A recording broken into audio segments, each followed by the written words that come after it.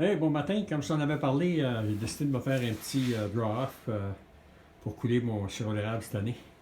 Fait que, en bas de 250$ que ça me coûte. Parce que j'ai fait, c'est que j'ai acheté un paquet d'affaires séparément. Puis, je vais fermer ça, ça éclaire pas mal fort. Puis, je me suis monté un petit kit comme ça. Fait que, une petite sonde de 400 mm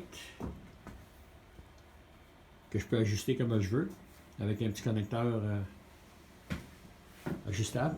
Je me suis acheté une valve Belimo, vraiment pas cher, 89$. Puis je me suis rajouté un union d'un pouce et demi, un triclam, avec un coude. J'ai gardé mon bypass ici, justement pour être capable de démancher tout ça puis de laver ma panne, que je sois obligé. Ensuite de ça, je me suis acheté un petit boîtier. Hey, ça coûte 17$ un boîtier de même. Puis je me suis acheté un buzzer pour mon alarme. Comme là, mon alarme est on. Le PID ici, qui est le petit contrôleur de température, là, ça c'est 25$.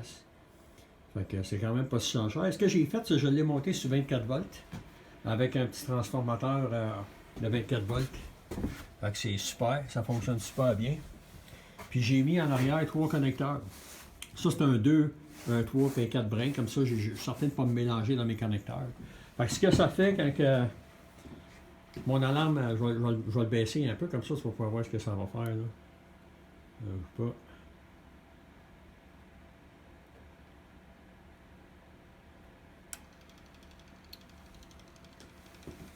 Mon alarme est à 0.5 au-dessus, fait que c'est pour ça qu'elle n'est pas partie. Je vais faire que je la baisse plus que ça. Là. Mais ma valve est en fonction, elle est en train de sectionner. Ouais. Fait que je vais partir l'alarme.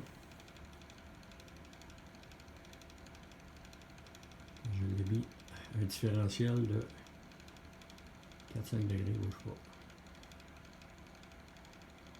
C'est ça. Fait que là, mon alarme est partie. J'ai un flasheur, j'ai un buzzer et tout. Fait que j'ai mis un différentiel sur ma programmation de 5 degrés. Si jamais ça monte trop haut, là. Fait que ça, je suis capable de le repartir. Fait que là, tu vois, je suis quand même en output, mais j'ai pas d'alarme. Puis ma valve, tu vois, est ouverte. Par contre, si jamais j'aurais une urgence, je peux quand même fermer ça ici. Puis je suis capable aussi de manœuvrer manuellement. Hein? Hein, comme là, je viens de la refermer. Fait que c'est quand même pas pire, mais là, tu vas la faire ouvrir parce que c'est normal, là. Elle est encore en fonction. Bouge pas. 2 secondes.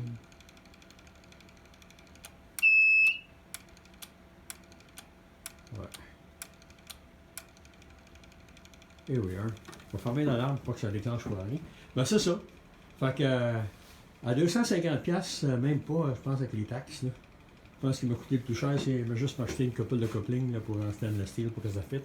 L'important, c'est que la valve elle soit arrêtée pour la bonne température, parce que des valves pas chères sur le marché, même des Belimo pas chers, mais ils n'ont pas le bon rating de valve pour la température qu'on a besoin pour faire du sirop d'érable.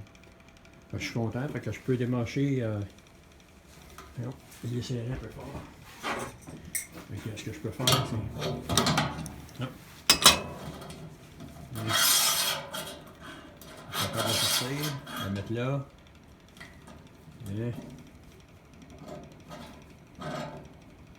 je fais un petit gauge, je peux être sorti rapidement à la place. Et... c'est ça que ça ressemble, mon power.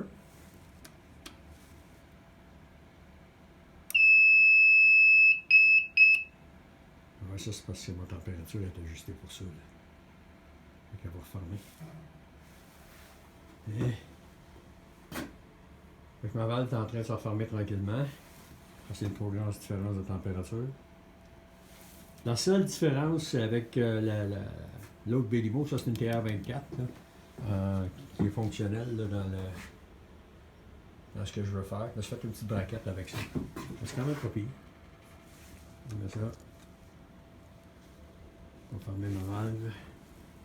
Fait que si jamais j'ai une urgence, encore une fois, c'est parce que je suis encore capable de la manipuler de même. Puis, Si jamais je veux démancher ça, c'est pas compliqué. Je fais juste démancher mes connecteurs. Puis ma boîte est juste rentrée comme ça. Mais, elle est bien assise, elle est bien à côté en arrière. Fait que c'est ça, ça ressemble. Bien hâte d'essayer ça. Bonne journée!